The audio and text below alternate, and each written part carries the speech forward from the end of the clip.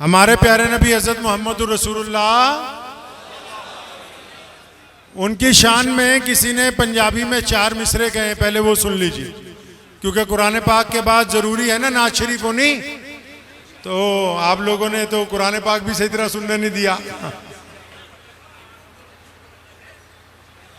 हाँ सुनिए, शायर कहता है कि जिथे मेरे हुजूर दे कदम लगे सल्लल्लाहु अलैहि वसल्लम, सल्लल्लाहु, के जिथे मेरे हुजूर दे कदम लगे उस थां वर्गी कोई थां नहीं हो। कहता जहां मेरे नबी अलैहिस्सलातु वस्सलाम के कदम लग गए वैसी कोई और दूसरी जमीन नहीं है। कि जिथे मेरे हुजूर दे कदम लगे उस थां वर्गी कोई थां नहीं हो।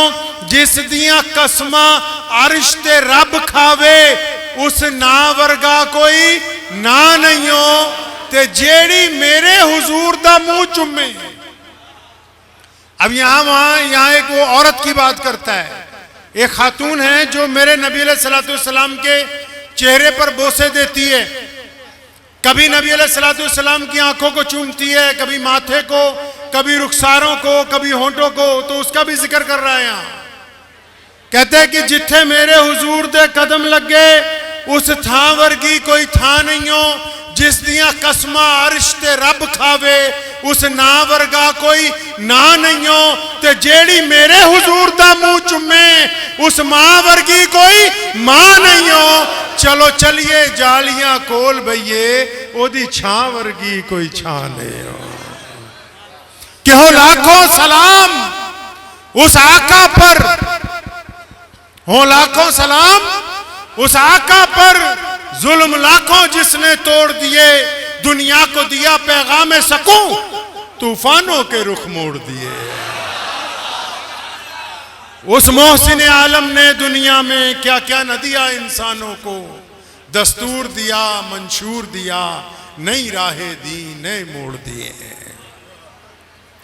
हमारे नबी हज़रत मोहम्मद रसूलुल्लाह सल्लल्लाहु अलैहि वसल्लम एक गली में से गुजरते हैं रोजाना। तो आज जब गुजरे हैं तो उस गली में एक गुलाम जो है वो चक्की भी चला रहा है और रो भी रहा है। अब नबी अलैहिस्सलातु वस्सलाम ने जब उसे रोते हुए देखा तो रुक के पूछा कि भाई तुम रोते क्यों हो?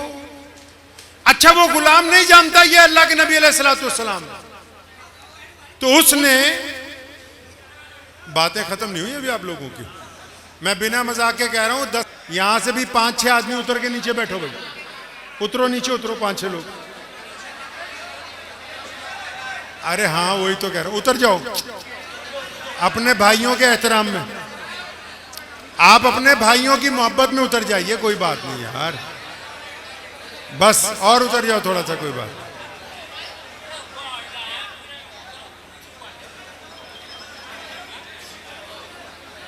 चलिए अब बात शुरू करें, अगर आपकी खत्म हो जाए तो।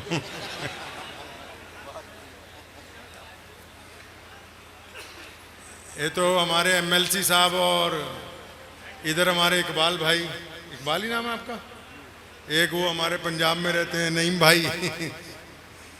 तो एक मेरे साथ आया गुल मोहम्मद, इन्होंने बस रस्सी बांध के ही खींचते रहे, हमें पहुंचाई दिया अमरोहा अल्लाह के फजल करम से।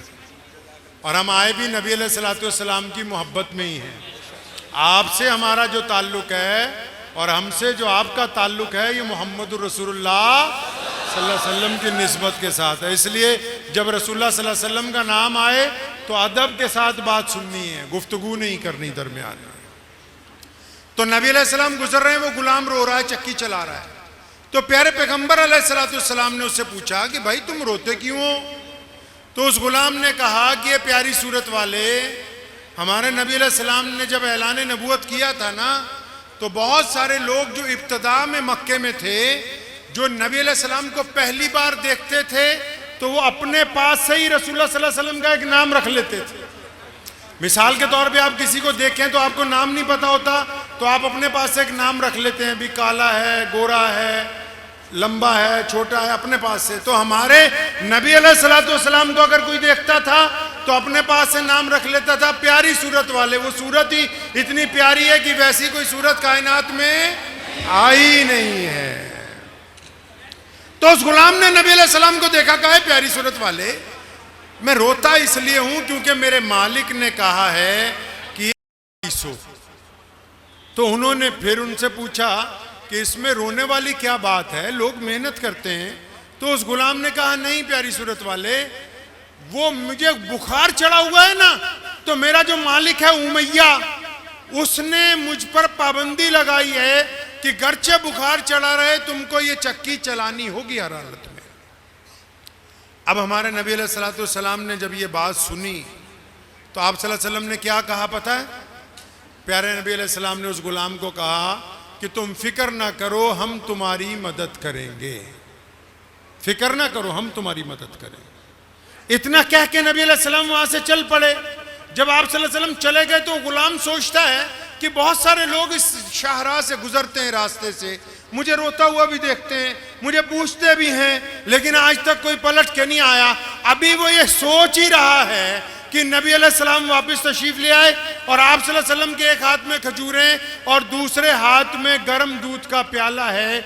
आप अलैहिस्सलाम ने उस गुलाम को खजूरें खिलाई, दूध पिलाया और फिर उसको कहा कि तुम आराम करो। तो उसने बड़ी हैरत से देखा, क्योंकि ये वो दौर है जब इंसान को इंसान नहीं समझा जाता। ये दौर है जब अमीर और गरीब में जमीन और आसमान का फर्क है। ये वो दौर है जब काले और गोरे को एक जगह खड़े होने की इजाजत नहीं है। उसने हैरत से नबी अलैहिस्सलाम की तरफ देखा और कहा, प्यारी सूरत वाले सल्लल्लाहु अलैहि वसल्लम, आप कैसी बातें करते हैं? मैं किस तरह आराम कर सकता हूं? अगर मैं ये आराम करूंगा तो ये चक्की कौन चलाएगा? तो नबी अलैहिस्सलाम ने क्या फरमाया?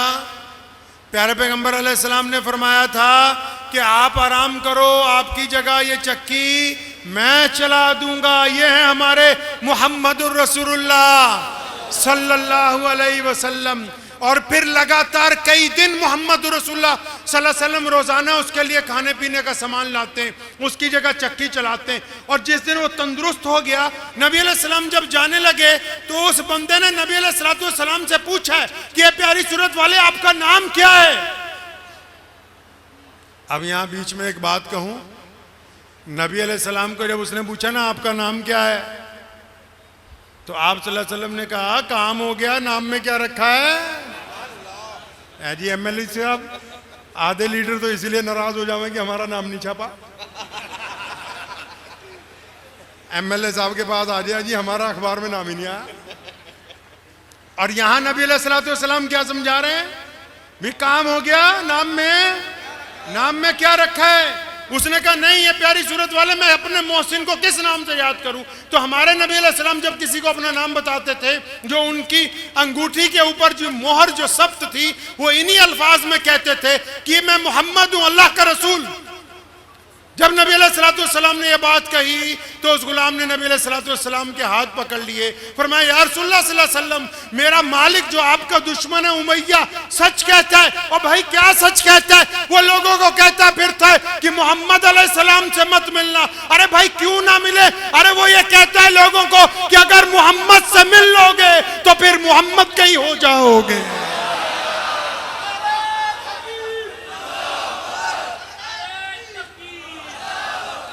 अब उसने कहा या रसूलुल्लाह सल्लल्लाहु अलैहि वसल्लम, आपने तो मेरे पर एहसान किया, आप मुझे कलमा भी पढ़ाएं। उधर बैतुल्लाह के बाहर, खाना काबा के बाहर एक बंदा परेशान फिर रहा है। अब वो परेशानी में लोगों को ये पूछता है कि यहां मक्के में कोई सरकार है, कोई अफसर है, कोई लीडर है, कोई बड़ा आदमी है? तो लोगों ने पूछा क्या बात है? तो उसने कहा मैं करीब के एक गांव से अपने ऊंट बेचने आया था, मैंने मक्के में आके वो ऊंट बेच दिए हैं। 10 दिन हो गए जिस साहब को मैंने ऊंट बेचे उसके मैं घर जाता हूं, वो मेरी पेमेंट नहीं करता। अब मैं ये समझता हूं कि शायद यहाँ कोई बड़ा आदमी हो जिससे मैं सिफारिश करवा लूं और मेरी डूबी हुई पेमेंट मुझको वापस मिल जाए। बातें अभी भी कुछ लोगों की खत्म नहीं हुई लगता मुझे। तो चुनाचे उसको किसी ने कहा कि खाना काबा में, काबा है ना जिसके चारों तरफ तवाफ करते हैं, तो उसके चारों तरफ जो मस्जिद बनी है उसको हरम बोलते हैं। काबा किसका नाम है? उस घर का जिसके चारों तरफ चक्कर लगाते हैं। तो हरम किसको कहते हैं? जो चारों तरफ बरामदे बने उसको क्या कहते हैं? हरम। जो खाना काबा है वो सामने दरमियान में। तो उसके मक्के के लोगों ने कहा कि हरम में रोजाना सुबह को बेहतरीन कालीन बिछा के, रेशमी कपड़े पहन के मक्के के सारे चौधरी वहां बैठते हैं, तुम अगर उनको जाके गुजारिश कर दो तो वो तुम्हारी पेमेंट दिलवा देंगे। तो उसको तो रास्ता मिल गया। तो चुनांचे वो सुबह हुई, खाना काबा में गया तो देखा बैतुल्लाह के बरामदों में वाकई बड़े बड़े लोग जो हैं वो बैठे हुए हैं और शरबत पी रहे हैं। अब वो उनके पास गया। अब वहां कौन लोग बैठे हैं? नबी अलैहिस्सलाम के दुश्मन कौन? उमैया बैठा है, उतबा बैठा है, वलीद बैठा है, अबू लहब बैठा है, अब्दुल्ला बिन जिदान बैठा है, बड़े बड़े मुशरिक बैठे हुए हैं मक्के के, जो सारे के सारे नबी अलैहिस्सलाम के दुश्मन हैं। ये उनके पास गया, वो पूछा भाई कैसे आए? तो कहा जी मैं ऊंट बेचने आया था, मैंने ऊंट बेचे, जो बंदे ने खरीदे वो पेमेंट नहीं देता। तो उमैया जो बड़ा बदमाश था उस दौर का, उसने हैरत से पूछा अरे ऐसा कौन है मक्के में हमारे अलावा जिसने तुम्हारी पेमेंट रोक ली हो? उसको पता था मेन तो हम ही सारे हैं, भी इसके पैसे किसने मार लिए? तो क्योंकि खुद वो ठग था तो उसने कहा लो जी सुबह सुबह आमदनी हो जाएगी, इसकी मरी पेमेंट निकलवाएंगे, आधी इसको देंगे आधी खुद रखेंगे।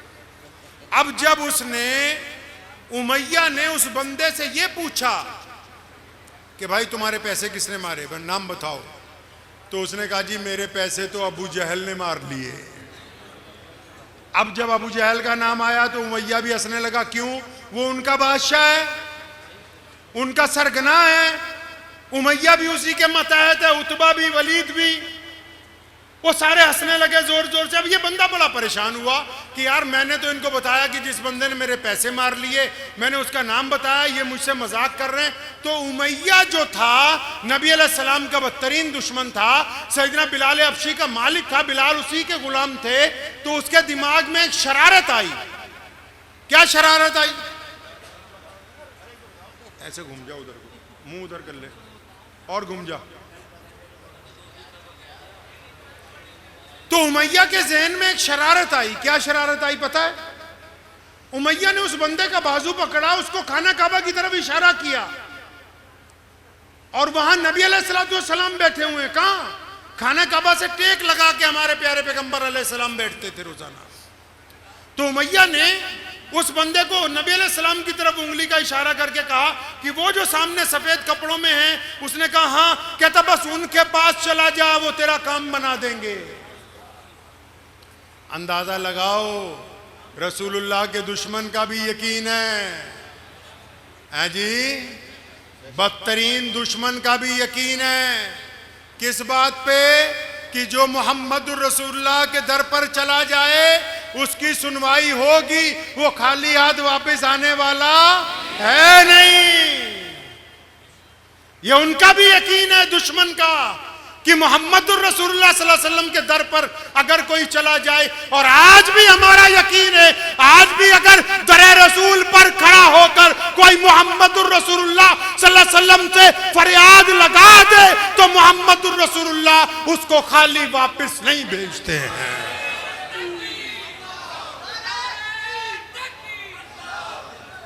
तो उमैया ने नबी अलैहिस्सलाम की तरफ इशारा किया। क्यों इशारा किया? अब सुनो इशारा क्यों किया। क्योंकि उमैया नबी अलैहिस्सलाम का दुश्मन है। अबू जहल प्यारे नबी अलैहिस्सलाम को मारना चाहता है, नऊज़ुबिल्लाह। मौका नहीं मिल रहा कि दोनों की नऊज़ुबिल्लाह लड़ाई हो जाए। उमैया को मौका मिला, वो ये चाहता है कि ये बंदा रसूलुल्लाह के पास जाए। रसूलुल्लाह जब इसकी मदद के लिए जाएंगे तो अबू जहल को मौका मिल जाएगा नऊज़ुबिल्लाह मोहम्मद रसूलुल्लाह सल्लल्लाहु अलैहि वसल्लम को तकलीफ पहुंचाने का।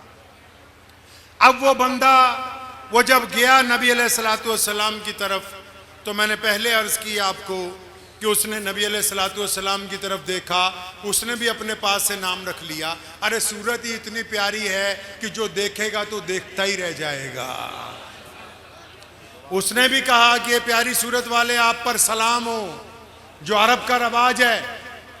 तो मेरे नबी अलैहिस्सलाम ने सलाम के जवाब के साथ जो बात रसूलुल्लाह ने कही, वो बात सुन के वो बंदा रोने लगा। अब क्या कहा उसने? पता है आपको क्या कहा उस बंदे को नबी अलैहिस्सलाम ने? इसको फोटो इतनी जरूरी नहीं है मैं जितनी बातें आपसे जरूरी कर रहा हूं, और अल्लाह की कसम सारी की सारी दिल से कर रहा हूं। अगर ये सुन के भी हमारा दिल नहीं पलटा ना, फिर ये तस्वीरें तस्वीरें ही रह जाएंगी, कोई काम नहीं आनी जन्नत में, ये ना कब्र में काम आने वाली है। अब उस बंदे ने नबी अलैहिस्सलाम को जब सलाम किया तो अल्लाह के नबी ने आगे से क्या कहा पता आपको? आपको पता है? किसी को नहीं पता ना? अब पूछो क्यों नहीं पता?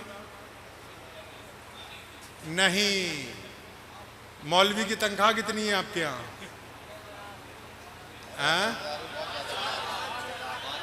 ज्यादा है, कम करो। 6,000? ये तो बहुत ज्यादा कर दिया आपने,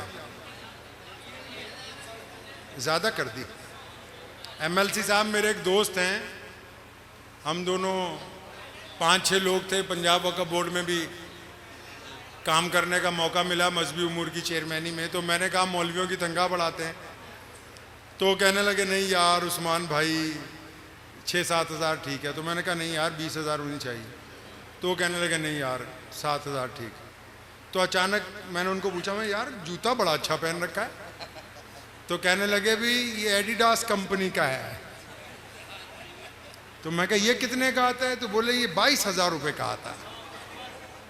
अब जिस कौम के जूते मौलवी की तनख्वाह से ज्यादा महंगे हों, तो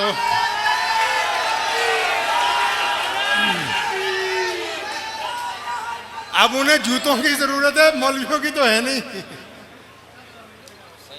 अगर वो आपकी मस्जिद का इमाम आपकी तरफ से खुद कफील हो जाए, आपकी तरफ से, और आप उसको हदीस की किताबें ला ला के दो, तो वो रोजाना सीरतुन नबी अलैहिस्सलाम का एक बाब पढ़ेगा और आपको बता देगा। अगर अल्लाह को जानना है, अल्लाह को जानना है अगर, तो रसूलुल्लाह को जानना होगा। अगर अल्लाह से मोहब्बत है तो पहले रसूलुल्लाह सल्लल्लाहु अलैहि वसल्लम से करनी होगी। कुल इन कुंतुम तुहिब्बून अल्लाह, अल्लाह ने कुरान में ऐलान किया कि दुनियादारों, ए दुनिया के लोगों, ए मौलवियों, प्रोफेसरों, ए बड़े बड़े वजीरों, ए बड़े बड़े आम लोगों, ए बड़े बड़े अरबपतियों, कान खोल के सुन लो। तुम जो कहते हो कि हमें अल्लाह से मोहब्बत, तुम्हारी मोहब्बत उस वक्त तक कबूल नहीं होगी जब तक तुम ये ना कह दो कि हमें रसूलुल्लाह से मोहब्बत है। अब क्योंकि मियार थोड़ा हमारा, अब जो मस्जिदों के प्रधान बैठे हैं, अब उनको सुबह 2 ही काम करने हैं, या तो चुल्लू भर पानी में, और या फिर अपनी मस्जिद के इमाम की तनख्वाह बढ़ा देंगे, बढ़वा देंगे इंशाल्लाह। ये मैं मजाक में नहीं कह रहा, मैं इसलिए कह रहा हूं, सुनो, कुरान अगर पढ़ना है, तफसीर अगर जाननी है, इस्लाम के हालात अगर पता करने हैं, कौन सी आयत कब नाजिल हुई, क्यों नाजिल हुई, कैसे नाजिल हुई, क्या उसका हुक्म था, अब उस आयत का क्या हुक्म है, अब उस आयत का आगे हमें क्या ऑर्डर है, अगर ये सब कुछ समझना है तो नबी अलैहिस्सलाम की जिंदगी मुबारक पढ़नी पड़ेगी। जब तक रसूलुल्लाह सल्लल्लाहु अलैहि वसल्लम की जिंदगी नहीं पढ़ेंगे तब तक कामयाबी हासिल नहीं होगी। तो मैं अर्ज ये कर रहा था कि हमारे नबी अलैहिस्सलाम ने, और छोटी ले आते थोड़ी, अच्छा, तो हमारे नबी अलैहिस्सलाम ने उसको क्या कहा? 2 बातें कही नबी अलैहिस्सलाम ने कि उसकी आंखों में आंसू आ गए बंदे की। क्या कहा नबी अलैहिस्सलाम ने? और फरमाया मुझे तो तू परेशान मुसाफिर लगता है और भूखा भी महसूस होता है। ये बात सुननी थी कि वो बंदा रोने लगा और फरमाया प्यारी सूरत वाले, ये हक है कि मैं परेशान भी हूँ, मुसाफिर भी हूँ, भूखा भी हूँ। हमारे नबी अलैहिस्सलाम उठ के खड़े हुए, उसका हाथ पकड़ा, पूछा, कहा काम बाद में सुनेंगे, पहले घर लेके गए, मुंह हाथ धुलवाया, खाना खिलवाया। जब होश दुरुस्त हो गए फरमाया अब बताओ कि तुम्हें किस परेशानी ने मुझ तक पहुँचाया है। पता ये लगा कि अगर कोई साहिल आपके दरवाजे पर आ जाए, कोई दुख दर्द बयान करने आ जाए, तो शॉर्टकट में ये ना बोला करो सीधा काम बता वही फोन करवा दूं, ये ना कहा करो। पहले उसको राहत पहुंचाओ, उसको बिठाओ, कुछ खिलाओ, ताकि उसको तसल्ली हो कि मैं जिस दरवाजे पे आया हूं यहां मेरी इज्जत की जाएगी, तकरीम की जाएगी।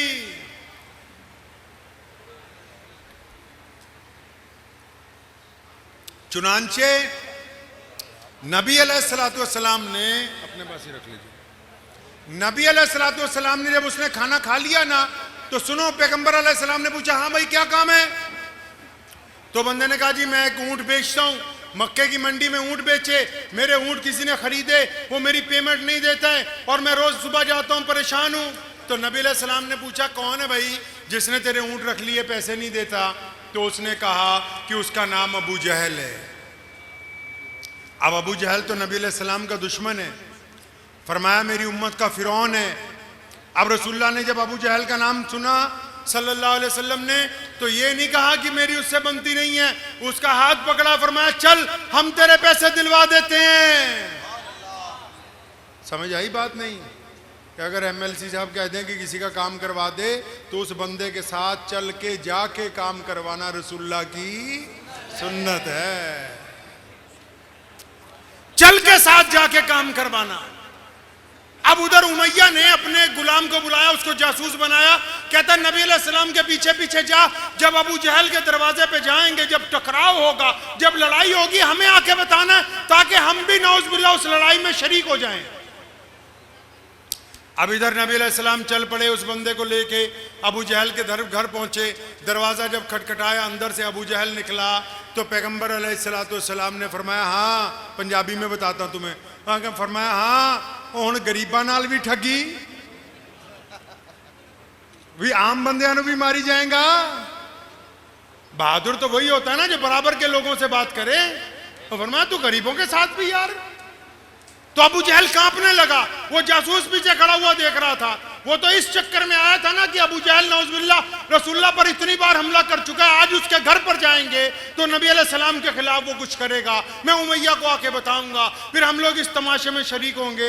लेकिन यहाँ मामला बरअक्स है, अबू जहल कांप रहा है। नबी अलैहिस्सलाम ने उसको डांटा, दौड़ा दौड़ा अंदर गया, एक कपड़े की थैली में रकम लेके आया, उस बंदे को पकड़ा दी। और नबी अलैहिस्सलाम ने जब उस बंदे को लेके वहां से चले हैं ना, तो उमैया का गुलाम जो है सीधा ही जासूस उमैया के पास पहुंचा। उसने जाके कहा, ओ तुम तो कहते थे कि तुम्हारा बादशाह बड़ा ताकतवर है, वो तो पैगंबर अलैहिस्सलाम के सामने भीगी बिल्ली बना हुआ था। तो उमैया दौड़ा दौड़ा अबू जहल के पास गया, वो तुमने मेरी बेइज्जती करवा दी, सारे मक्के को पता लग गया कि तुमने मोहम्मद सल्लल्लाहु अलैहि वसल्लम के कहने पर पेमेंट वापस कर दी। अबू जहल कहने लगा, सुनोए मैंने किसी का कहना नहीं माना, क्योंकि था तो बदतरीन मुशरिक ना। कहने लगा मैंने किसी का कहना नहीं माना। आज जब रसूलुल्लाह सल्लल्लाहु अलैहि वसल्लम आए तो हवा में उनके सर पर एक अज़दहा लहरा रहा था, और मैंने जब उसको देखा मैं डर गया, और मेरा यकीन था कि आज अगर मोहम्मद रसूलुल्लाह की बात ना मानी तो ये तुझे जिंदा उठा कर ले जाएगा, तो मैं अपनी जान बचाई है कहता। अब उधर नबी अलैहिस्सलाम की बात सुने, वहां से जब चल पड़े तो किसी ने क्या खूब एक मिसरा कहा है, खुदी भीख दें खुदी कहें मंगते का भला हो।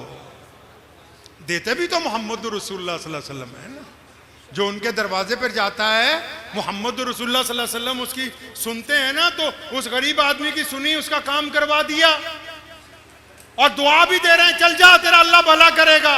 अब वो गरीब बंदे ने बार बार कह रहा था प्यारी सूरत वाले, प्यारी सूरत वाले। क्यों कहता है प्यारी सूरत वाले?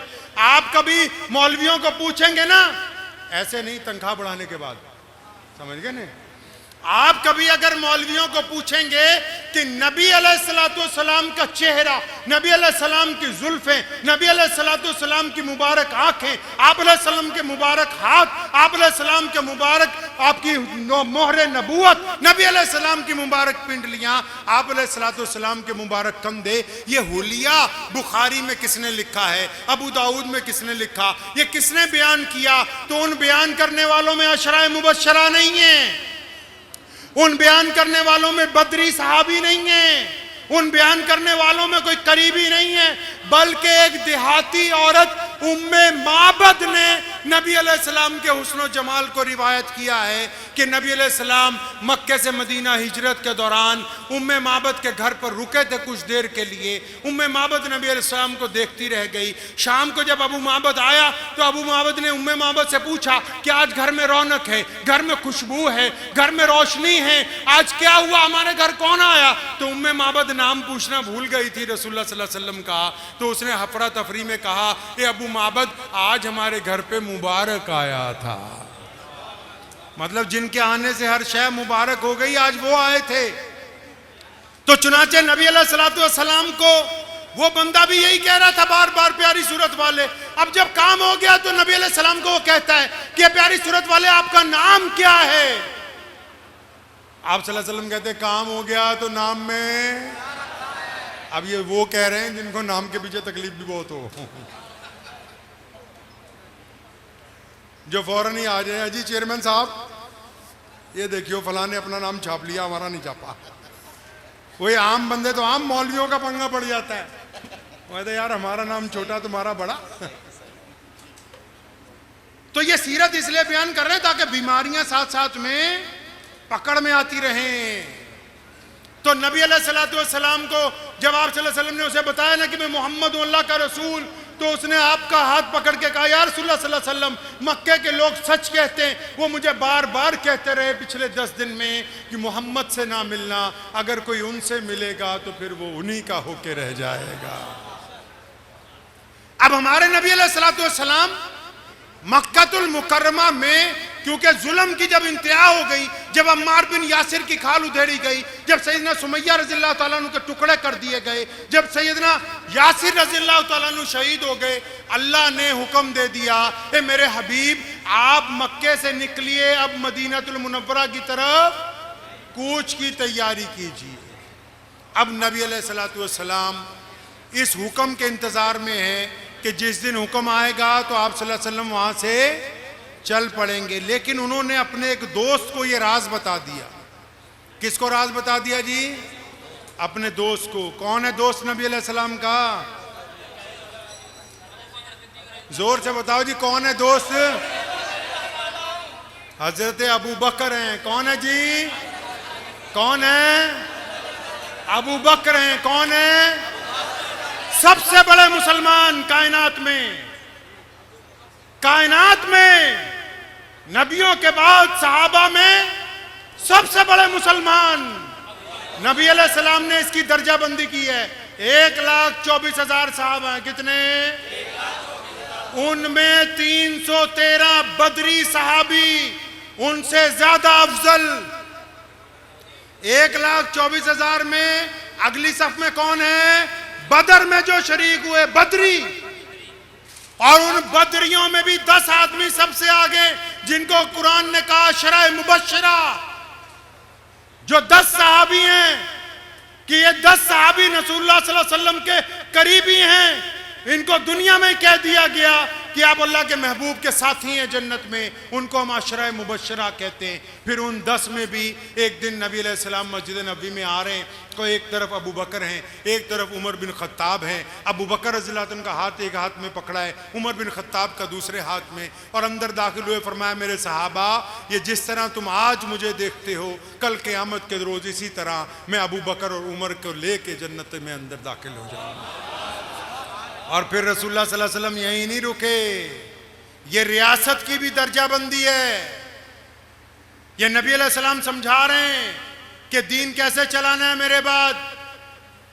1,24,000 में 313 बदरी, बदरियों बाद 10 सहाबा अशराए मुबश्शरा, 10 में से फिर 2 दाएं और बाएं, और फिर उन दोनों में से नबी अलैहिस्सलाम ने अपनी जिंदगी में, अपनी मौजूदगी में, अपने सामने तमाम सहाबा के लिए अगर किसी को अपने मुसल्ले पर इमामत के लिए खड़ा किया तो वो अबू बकर है। तो सैयदना अबू बकर सिद्दीक को रसूलुल्लाह ने कह दिया कि यार अचानक अल्लाह का जिस दिन हुक्म आएगा हमें मक्का छोड़ना है। अबू बकर तैयारी करने लगे तो हमारे नबी अलैहिस्सलातु वस्सलाम खाना काबा में गए। तो खाना काबा की जो चाबी है ना, दरवाजा है, लॉक लगा हुआ है, तो उसकी चाबी उस्मान बिन तलहा के पास है। नाम याद रखना, उस्मान बिन तलहा के पास। प्यारे नबी अलैहि सलाम ने कहा, इब्ने तलहा जरा चाबी दो, मैं चाहता हूं 2 नफिल पढ़ लूं। तो वो आगे से उन्होंने तुर्श बात कही, सख्त बात कही, क्योंकि मक्के का जो गवर्नर था अबू जहल, उसका हुक्म था कि नबी अलैहि सलाम के लिए ताला नहीं खोलना।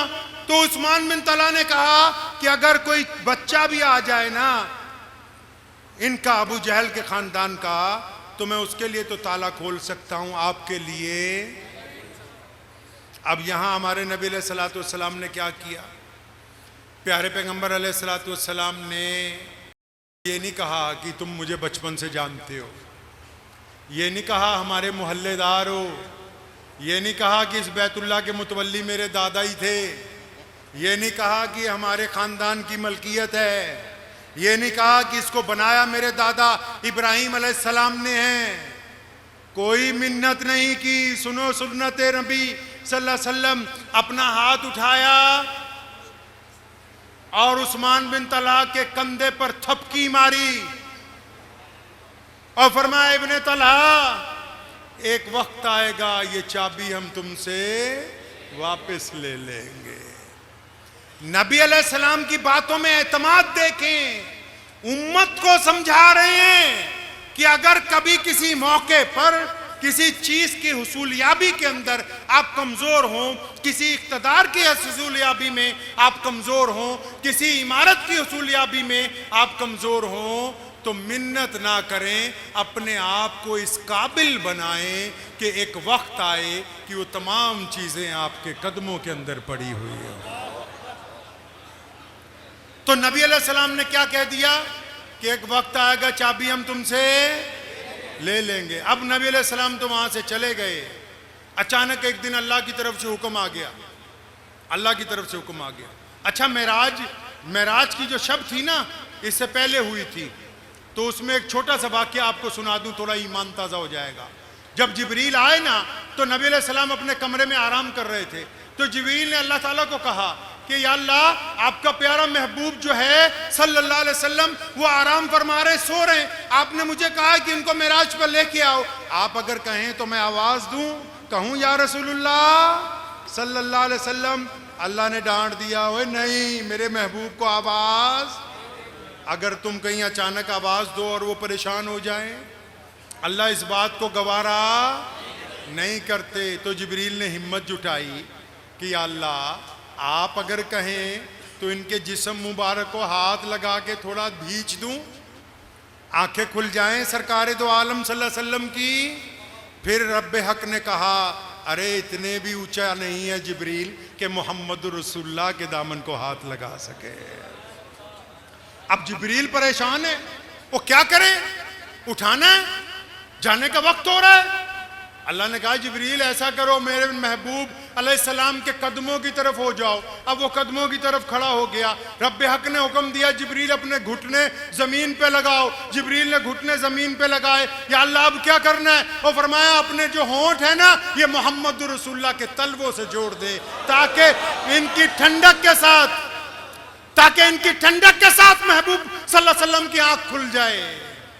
तो वही नबी अलैहिस्सलाम जिस दिन जाना था हिजरत के लिए, तो अबू बकर के दरवाजे पर जब पहुंचे, जब इन्होंने आवाज दी है अबू बकर को, अपने दोस्त को जब आवाज दी, अबू बकर को आवाज लगाई आहिस्ता से, अंदर दरवाजे के पीछे से क्या आवाज आई? लब्बैक या रसूलुल्लाह सल्लल्लाहु। अब दरवाजा के पीछे से आवाज आई, लब्बैक या रसूलुल्लाह। अब नबी अलैहि सलाम बड़े हैरान हुए, अबू बकर आप हवेली में अपने कमरे में नहीं थे? बहुत बड़ा घर था हज़रत अबू बकर सिद्दीक रज़ियल्लाहु अन्हु। अभी आप जाते ना मक्के, जो बाबे अब्दुल अजीज है उसके सामने एक होटल है जिसको मक्का टावर कहते हैं। जमजम नहीं जिस पे घड़ी लगे, वो नहीं, जिसको मक्का टावर कहते हैं, वो अबू बकर सिद्दीक का घर है रज़ियल्लाहु ताला अन्हु का। उसके अंदर आज भी मस्जिद है, मस्जिद अबू बकर। तो नबी अलैहिस्सलाम ने कहा, अरे आप जाग रहे थे? क्या कहा? सुनो, मोहब्बत किसको कहते हैं, इश्क क्या होता है। अबू बकर ने कहा या रसूलल्लाह सल्लल्लाहु अलैहि वसल्लम, वो जिस दिन आपने मुझे कहा था ना, अरे कहा तो कई हफ्ते पहले था। जी या रसूलल्लाह, जिस दिन आपने मुझे कहा था ना कि अबू बकर तैयार रहना, किसी भी वक्त मैं घर पे आऊँगा, हमको मक्के से मदीने की तरफ हिजरत करनी है। तो या रसूलल्लाह, जिस दिन आपने मुझे ये कहा था, उस दिन के बाद तो अबू बकर कभी बिस्तर पर गया ही नहीं, दरवाजे से पीठ लगा के इंतज़ार करता रहता है कि मुबादा कब नबी अलैहिस्सलाम आ जाएं और मेरे महबूब को इंतज़ार न करना पड़ेगा। इश्क तो आज भी अदा हो सकता है नहीं?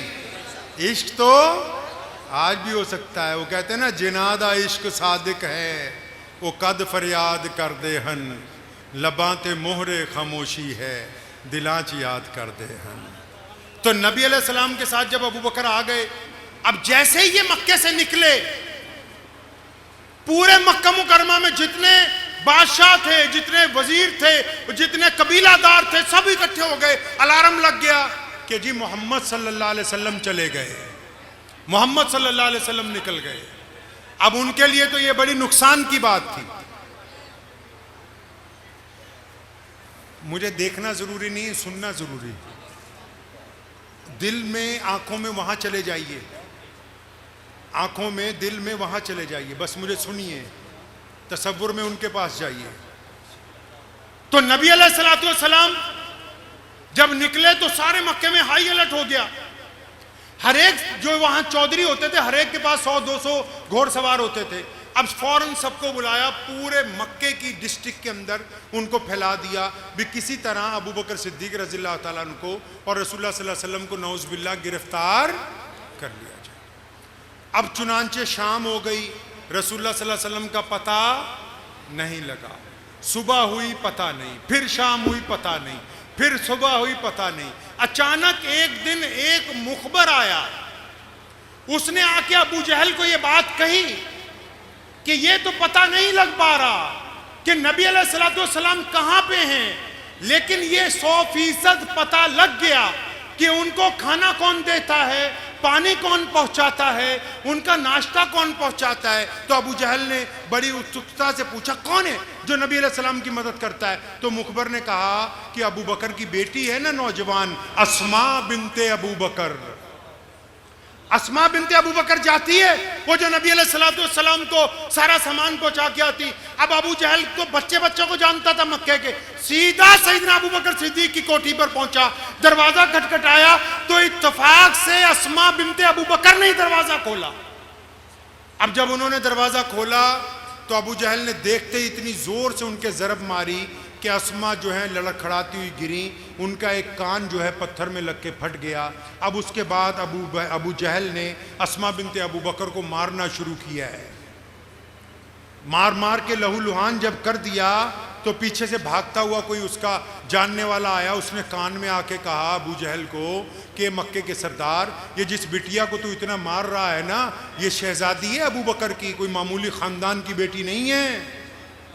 अगर इसकी यहाँ जान निकल गई तो रसूलुल्लाह को तो तुम क्या ढूंढोगे, पहले तुम्हें अपनी जान बचानी मुश्किल हो जाएगी। तो अबू जहल रुक गया, लेकिन हटा नहीं। उसने सैयदना अस्मा बिनते अबू बकर रज़ियल्लाहु ताला अन्हा से एक बात पूछी। उसने कहा, अस्मा ये बता तो सही कि मोहम्मद सल्लल्लाहु अलैहि वसल्लम कहाँ है, और ये भी बता कि तेरे अब्बा उनको लेके कहाँ छुप गए। अब चुनांचे सुनिए अबू बकर सिद्दीक की बिटिया क्या कहती है, मोहब्बत क्या होती है, इश्क कैसे अदा होता है। वो कहती हैं अपने आप से, किससे पहले उन्होंने मुखातिब हुई, अपने आप से। कहती हैं, अस्मा तू भूल गई मोहम्मद सल्लल्लाहु अलैहि वसल्लम ने कितनी बार कहा है, बेटा अस्मा मेरी शरीयत में झूठ बोलना, शरीयत में झूठ बोलना हराम है, शरीयत में झूठ बोलना। अब ये हराम है वही कहे जो झूठ नहीं बोलता। सैयदना अस्मा ने अपने आप को कहा कि अस्मा प्यारे नबी अलैहिस्सलाम ने ये कह रखा है पुत्रा, मेरी शरीयत में झूठ बोलना हराम है। अब अबू जहल पूछ रहा है कि कहाँ है रसूलुल्लाह सल्लल्लाहु अलैहि वसल्लम, तुझे तो पता है, अगर तू झूठ बोलेगी तो तेरे नबी की शरीयत निकल जाएगी हाथ से। फिर अस्मा अपने आप को कहती है, अस्मा अगर तूने सच बोल दिया ना, पता बता दिया, तो ये बदबख्त नबी अलैहिस्सलाम को नुकसान पहुँचाएगा। सुनो अबू बकर सिद्दीक की बिटिया ने क्या कहा, मिल्लत इस्लामिया की उस बिटिया ने क्या कहा, क्या कहा उस गयूर मुसलमानों की बहन ने। उसने कहा कि ये मक्के के सरदार कान खोल के सुन ले कि अस्मा बिनते अबू बकर को पता है कि रसूलुल्लाह सल्लल्लाहु अलैहि वसल्लम कहाँ हैं। रब्बे काबा की कसम, तू अगर मेरी बोटियां भी नोच ले तो मुझसे पता नहीं लगा सकता कि रसूलुल्लाह का।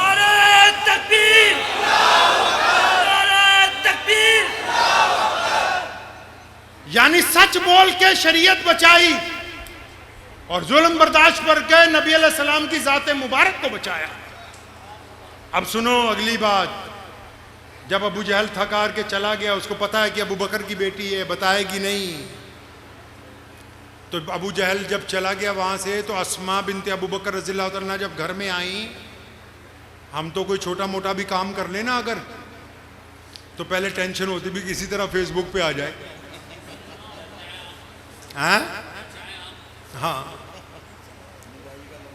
अगर उस पे भी ना आए तो मस्जिद में शोर मचाते फिर रहे, अम्मा मियाँ कालीन ला के बिछाए दो जरा, बताइए कैसे। मियाँ रात तहज्जुद के लिए उठा था, लोटा ही नहीं मिल रहा था। अबे तुझे किस कमबख्त ने कहा कि इनको बता लोटा। मतलब हुब्बे जा इस मुकाम तक पहुंच गई। और सहाबा सहाबियात मिल्लत इस्लामिया के बेटे, मुसलमानों की बेटियां रसूलुल्लाह से इश्क कैसे करते हैं। उसने कहा मुझे पता है नबी अलैहि सलाम कहा, नहीं बताऊं, तुम्हारी जरूरत है पूछ लो मुझसे। अब वो जब चला गया तो जब वो हवेली में अंदर आई तो दौड़ के अपनी अम्मी के कमरे में नहीं गई, अपनी बहनों के हुजरे में नहीं गई, चुपचाप वापस बावर्ची खाने में गई है, ताज़ा खाना तैयार किया। और फिर अस्मा को पता लग गया था कि मुखबर पीछे लगे हुए हैं, फिर वो बैठ गई एक जगह घर की नुक्कड़ में छत पे छुप के। जिस वक्त तक मुखबर नहीं सो गए, थक हार के बंदा हट जाता है ना, जब रात का पहला पहर गुजर गया, दूसरा गुजर गया, मुखबर भी थक गए कि अब कोई नहीं आने वाला है। जब वो गए तो अस्मा फिर दबे पैर उस गार में पहुंच गई, नबी अलैहिस्सलाम के लिए खाना लेके। अबू बकर ने देखा कि आज बेटी आई है, कपड़ों पर खून लगा है, अब बेटी के सर पर पट्टियां बंधी हुई हैं, उसने अपन दुपट्टा फाड़ के बांध रखा है। उन्होंने पूछा बिटिया क्या बात हुई, आज तुम्हारी हालत गैर लगती है। बिटिया ये नहीं कहती कि अब्बू मुझे किसी ने मारा है, कहने लगी अब्बा जी आज मुझे देर हो गई, आप रसूलुल्लाह के लिए दस्तरखान लगाइए। नबी अलैहिस्सलाम ने देखा कि बिटिया जख्मी है तो प्यारे पैगंबर अलैहिस्सलाम ने पूछा अस्मा बेटा बताती क्यों नहीं, तुम्हारे वालिद पूछते हैं क्या हुआ, तो उसकी आंखों से आंसू निकल आए। जब्त के बंधन टूट जाते हैं जब कायनात की रहमत उनसे पूछने लगे। तो नबी अलैहिस्सलाम के सवाल पर उनके जब्त के बंधन टूट गए। फरमाया या रसूलुल्लाह सल्लल्लाहु अलैहि वसल्लम अबू जहल ने आज मुझे बहुत मारा कि आपका मैं पता बता दूं। तो नबी अलैहिस्सलाम ने उस वक्त भी कहा था, और नबी अलैहिस्सलाम ने बदर में भी कहा था, नबी अलैहिस्सलाम ने मस्जिद में भी कहा था, नबी अलैहिस्सलाम ने हिजरत में भी कहा। क्या कहा बार बार? फरमाया जितने सहाबी हैं, जिसने जो एहसान इस्लाम पर किया है मैंने सबका बदला चुका दिया है सिवाय अबू बकर के घराने के। कल क़यामत का दिन होगा, मैं अपने रब से मांग मांग के इसके बदले जो है वो पूरे करूंगा। अब नबी अलैहिस्सलाम जब मदीनातुल मुनव्वरा में हैं, अपने मदीना पहुंच गए। आपको पता है कहाँ हिजरत हुई थी रसूलुल्लाह की? अरे भाई बताओ कहाँ हिजरत हुई थी? माशाल्लाह आप सबको तो पता है क्योंकि आप में ज़्यादा लोकल मुफ्ती हैं। लोकल मुफ्ती समझते हो ना, समझते हैं ना लोकल मुफ्ती जिसको बोलते हैं? नहीं, बोलते हैं कि अगर दवाई चाहिए तो अच्छे डॉक्टर के पास जाएंगे, मोबाइल चाहिए तो अच्छी कंपनी का, गाड़ी चाहिए तो अच्छी कंपनी की, काम करवाना है तो बोलते नीचे वाला कोई लीडर नहीं हो, सीधा सीधा मंत्री जी के पास जाएंगे। मतलब आपको सारी चीज़ें असली चाहिए। कौन सी चाहिए? और फतवा केले बेचने वाला भी दे रहा, डॉक्टर साहब भी दे रहे, इंजीनियर साहब भी फतवा दे रहे, प्रधान जी भी फतवा दे रहे हैं जी, सेक्रेटरी साहब भी फतवा दे रहे। मतलब इस्लाम क्वालिटी का नहीं चाहिए, दीन के मामले में कोई भी हेरा गेरा, इस्लाम के मामले में क्वालिटी नहीं चाहिए। अरे नबी अलैहिस्सलाम का दीन है भाई, मोहम्मद रसूलुल्लाह का दीन है। और अगर आप दीन को क्वालिटी का रखेंगे तो आपको ऐसी ऐसी प्यारी बातें पता लगा करेंगी, आपका रोज़ाना ईमान बढ़ जाएगा, रोज़ाना अल्लाह आपसे खुश होंगे, रोज़ाना आप रसूलुल्लाह पर दुरूद भेजेंगे, रोज़ाना आपके लिए मगफिरत के फैसले होंगे इंशाअल्लाह। क्यों गए मदीना हमारे नबी सल्लल्लाहु अलैहि वसल्लम? अरे मदीना क्यों गए? अरे नहीं, मक्के वालों ने तो परेशान किया था, तो बाकी लोग हबशा गए थे तो वहां चले जाते, हैं जी, रियाद चले जाते, जद्दे चले जाते। अल्लाह का हुक्म तो था ही। अब सुनो राज की बात, दिल पे थाम के, दिल पकड़ ले अपना। मोहम्मद रसूलुल्लाह सल्लल्लाहु अलैहि वसल्लम मदीने की तरफ इसलिए रसूलुल्लाह को अल्लाह ने भेजा है, अल्लाह ने उस शहर को इसलिए पसंद किया है, अल्लाह ने उस शहर पर इसलिए रहमतें नाजिल की हैं। मोहम्मद रसूलुल्लाह की रग़बत उस शहर से इसलिए है कि मेरे प्यारे पैगंबर नबी अलैहिस्सलाम की अम्मी सैयदा आमना मदनी है, वो मदीनतुल मुनव्वरा के रहने वाले हैं। मोहम्मद रसूलुल्लाह के जो अब्बू थे हजरत अब्दुल्ला अलैहिस्सलाम, वो कारोबार के लिए कहीं गए, वापस आ रहे थे, अपने ससुराल में रुके मदीनतुल मुनव्वरा में, वहीं भी बुखार हुआ, वहीं बीमार हुए। उनकी कब्र भी जन्नतुल बकी में मौजूद है। मोहम्मद रसूलुल्लाह को जो अल्लाह ने मदीना पसंद करके दिया, वो रसूलुल्लाह का ननिहाल है। रसूलुल्लाह से मोहब्बत करने वाले लोग वहाँ पहले से रहते हैं, इसलिए मोहम्मद रसूलुल्लाह को मदीना अता फरमाया गया है। अब नबी अलैहिस्सलाम जब मदीना पहुँच गए, आप अलैहिस्सलाम एक दिन बैठे हुए, तो आप सल्लल्लाहु अलैहि वसल्लम के पास तमाम तरह के सहाबी होते थे। आपने तो शायद इतना ही सुन रखा है कि इस्लाम का नाम नमाज, रोज़ा, हज, ज़कात है, बस हैं जी। उसी के ऊपर 7-8 फतवे एक दूसरे पर लगाते रहते हो। अब नबी अलैहिस्सलाम मस्जिद नबी में बैठे हैं, तो दूर से देखा कि एक औरत, एक खातून, नौजवान लड़की जो है, उसको सहाबा लेके आ रहे हैं, तो उसके सर पे कोई चादर नहीं है। तो प्यारे पैगंबर अलैहिस्सलाम ने अपनी रहमत वाली चादर उतारी और एक हजरत साहबी को दी, फरमाया जरा दौड़ के जाओ ना, वो बिटिया आ रही है, उसके सर पे चादर रखो। तो साहबी ने अदब से कहा था, या रसूलुल्लाह सल्लल्लाहु अलैहि वसल्लम, वो जो बिटिया आ रही है ना, वो दुश्मन की बेटी है। किसकी बेटी है जी? दुश्मन की। वो लड़ पड़े थे हमारे साथ, वो शहजादी है, उसने हमारे कई लोगों को जख्मी किया, लड़ पड़ी हमारे साथ, उसको गिरफ्तार करके ला रहे हैं। उसका सर क्यों ढांपना? आपकी चादर बड़ी कीमती चादर है, मैं अपनी चादर से ढांप देता हूँ। प्यारे पैगंबर अलैहिस्सलाम नाराज़ हुए, फरमाया कान खोल के सुन ले, आज तो कह दिया कि दुश्मन की बेटी है। बेटियां हमारे दीन में बेटियां ही होती हैं, चाहे फिर वो मुसलमान की हो या किसी हिंदू भाई की हो, किसी सिख की हो, किसी दलित की हो, या किसी भी दुनिया में रहने वाले की बेटी हो, हमारे नज़दीक बेटी बेटी होती है। मोहम्मद रसूलुल्लाह ने कहा कि उसका सर जो है वो मेरी ही चादर से ढंपा जाएगा। अब नबी अलैहिस्सलाम के पास जब वो बिटिया आई ना, तो वो हातिम ताई की बेटी है। किसकी जी? वो ऐसा बादशाह था कि अल्लाह उससे राजी था। नबी अलैहिस्सलाम की दुनिया में आने से चंद साल पहले उसकी वफात हुई है।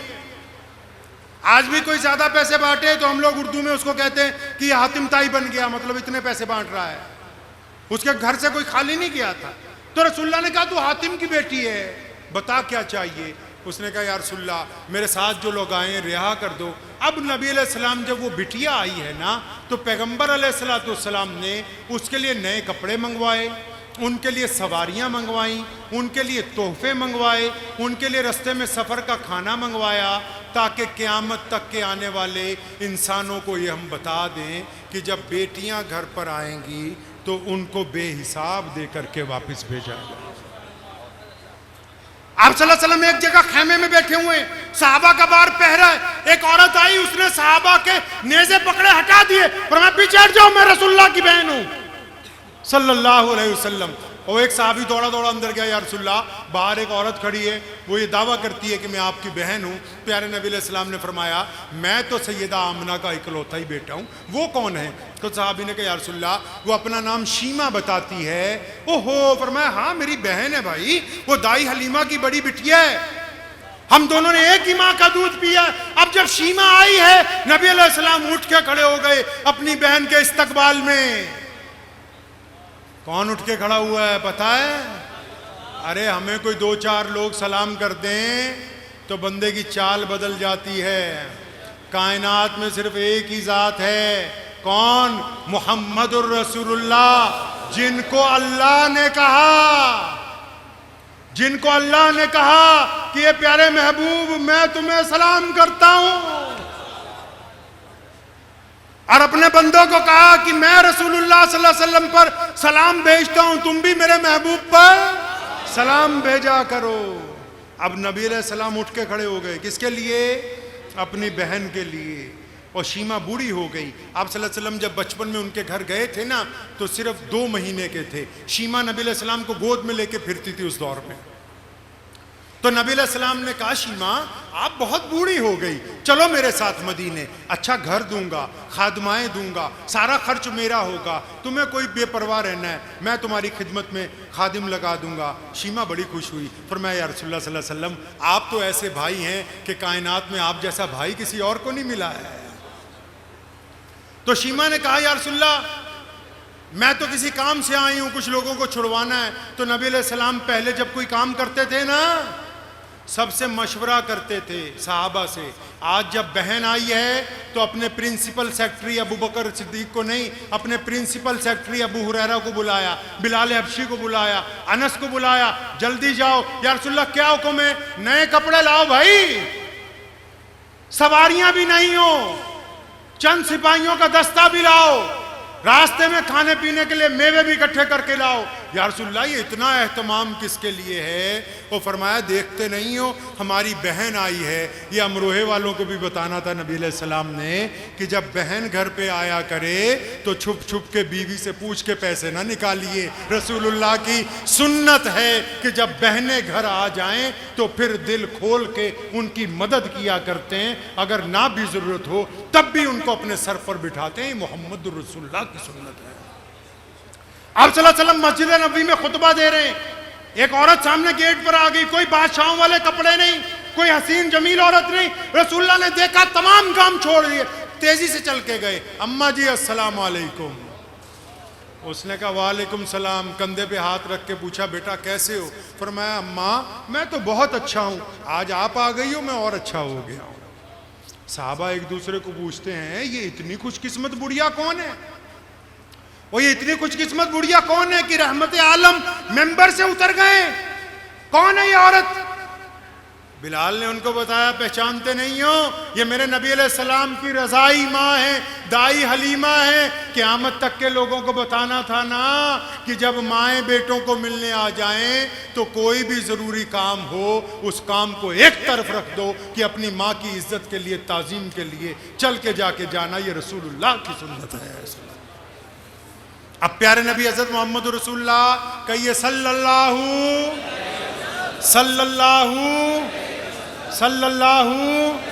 हाँ, नबी अलैहिस्सलातु वस्सलाम तशरीफ रखते हैं। आप अलैहिस्सलातु वस्सलाम तो प्यारे पैगंबर अलैहिस्सलातु वस्सलाम के एक सहाबी हैं, उनका नाम है ज़ाहिर रज़ी अल्लाह ताला अन्हु। अब वो कभी कभी आते हैं गाँव से, जब आते हैं तो जब मंडी से गुजरते हैं ना, पूछते हैं कौन कौन सा नया फ्रूट आया है। अब मंडी वाले बताते हैं तो सारे फ्रूटों की एक एक टोकरी उठवा लेते साथ में। अब नबी अलैहिस्सलाम को पेश करते हैं, आप सल्लल्लाहु अलैहि वसल्लम खुद भी तनावुल फरमाते हैं, सहाबा को भी देते हैं। जब सब लोग खा चुके होते हैं तो आहिस्ता से कान में क्या कहते हैं वो सहाबी, या रसूलुल्लाह ये जड़ा फ्रूट खाता है ना यदि पेमेंट भी करनी है। तो आप सल्लल्लाहु अलैहि वसल्लम इतना हंसते थे, सहाबा कहते हैं हम इतना खुश होते थे इस बंदे के आने पर कि ये जब ये आता है तो नबी अलैहिस्सलाम को बार बार हंसाता है। ये वो तो उम्मत के गम में मुतअद्दिद मर्तबा परेशान रहते हैं, अश्कबार होते हैं उम्मत के लिए, लेकिन जब ये आता है ये नबी अलैहिस्सलाम को मुस्कुराने के ऊपर ले आता है। तो क्या नबी अलैहिस्सलाम ने कहा तू तो कह रहा था कि आपके लिए लाया, फरमाया या रसूलल्लाह लाया तो आपके लिए था, पैसे तो देने हैं ना फिर भी। अब कई बार हज़रत अबू बकर सिद्दीक को कभी किसी को रसूलुल्लाह ने भेजना कि जाओ पेमेंट कराओ, लेकिन कभी उसको मना नहीं किया, क्योंकि रसूलुल्लाह सल्लल्लाहु अलैहि वसल्लम कौम के सरबराहों को ये बताना चाहते हैं कि अगर कोई कौम का अदना भी बंदा तुम्हारे पास जिस शक्ल में भी आए तो तुमने उसके साथ इजहार नाराजगी नहीं करना। रसूलुल्लाह मदीने में मस्जिद से बाहर निकल रहे हैं, एक औरत सिदरी सिदरी समझते हैं, जो जिनका दिमाग नहीं चलता, मर्द औरत एक एक दो दो होते हैं कहीं ना कहीं गांव में। एक सिदरी पगली औरत आई, उसने आके कहा या रसूलुल्लाह सल्लल्लाहु अलैहि वसल्लम मुझे आपसे बात करनी है। अब अल्लाह के नबी अलैहिस्सलातु वस्सलाम ने जब उसकी बात सुनी तो फरमाया हाँ बताओ क्या बात है। उसने सहाबा की तरफ उंगली करके कहा या रसूलुल्लाह इनके सामने नहीं करनी, अलहदा। अब नबी अलैहिस्सलाम उसको लेके चल पड़े तो कायनात के मालिक को, दो जहां की रहमत को चंद कदम चल के वो क्या कहती, रेत के ऊपर बैठ जाइए, कहती या रसूलुल्लाह यहां बैठे। है आपके पास कोई ऐसा बंदा, वो कोई ऐसा मौलवी भी है, कोई ऐसा पंजगाना नमाजी है जिसको कोई गरीब साइल मस्जिद के दरवाजे पे आके कहे कि आइए जरा मेरे साथ इधर को मेरी बात सुन ले? बताओ कोई ऐसा देखा? ये हमारे नबी हैं मोहम्मदुर रसूलुल्लाह सल्लल्लाहु अलैहि वसल्लम। अब वो ले गई, आप सल्लल्लाहु अलैहि वसल्लम बैठ गए, उसने एक शिकायत लगाई, या रसूलुल्लाह सल्लल्लाहु अलैहि वसल्लम ये मदीने के बच्चे ना मेरे पीछे पीछे दौड़ते हैं, आवाज़ें लगाते हैं। रसूलुल्लाह सल्लल्लाहु अलैहि वसल्लम ने अपने प्राइवेट सेक्रेटरी को बुलाया, ऑर्डर जारी करवाया कि आज के बाद कोई इसके पीछे नहीं दौड़ेगा, कोई तंग नहीं करेगा। अब बहुत देर वो बातें करती रही तो अचानक उसको ख्याल आया कि काफ़ी टाइम हो गया, तो उसने कहा या रसूलुल्लाह अब आप जाइए। तो नबी अलैहिस्सलाम ने ये नहीं कहा कि अच्छा ठीक है, फरमाया पुत्रा जब कभी दोबारा काम पड़े तो फिर आ जाना, मेरी मस्जिद के दरवाजे तेरे लिए हमेशा खुले ही रहेंगे।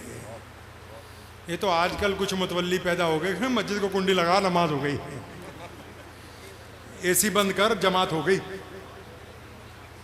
पंखा नहीं चलने देंगे नमाज खत्म। ये तो अब कुछ नालायक हो गए। नबी अलैहिस्सलातु वस्सलाम की मस्जिद तो ऐसी नहीं है।